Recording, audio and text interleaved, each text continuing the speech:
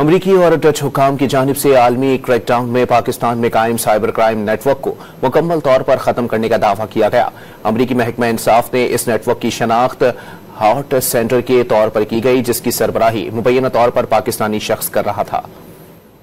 امریکی اور ڈچ حکام نے عالمی کریک ڈاؤن میں Pakistani cyber crime network کو مکمل طور پر ختم کرنے کا دعویٰ کیا۔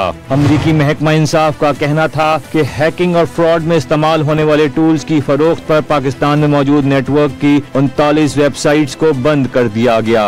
اس نیٹ ورک کی شناخت ہارٹ سینٹر کے طور پر کی گئی، جس کی سربراہی مبینہ طور پر پاکستانی شخص سائم رضا کر رہا تھا۔ امریکی حکام نے بتایا کہ ہارٹ سینٹر ایک ایسے گروہ کا نام ہے جو آن لائن فراڈ میں استعمال ہونے والے سافٹ ویئرز بنا رہا تھا۔ امریکی حکام نے کچھ دستاویزات بھی جمع کروائی ہیں جن کے مطابق سائم رضا 2020 سے ان سائبر کرائم ویب سائٹس کو چلا رہا تھا۔ امریکی حکام کو اندازہ ہے کہ ان پلیٹ فارمز نے صرف امریکہ میں $3 ملین سے زائد کا مالی نقصان پہنچایا۔ امریکی حکام نے بتایا کہ فلیگ شپ سروس ہارٹ سینڈر جدید اسپیم ڈیلیوری سسٹم تھا جس نے مجرموں کو سیکیورٹی فلٹرز کو نظر انداز کرتے ہوئے بڑے پیمانے پر جعل سازی کی ای میلز بھیجنے کے قابل بنایا۔ تحقیقات کے دوران اسپین میں 2 مشتبہ افراد کو بھی گرفتار کیا گیا۔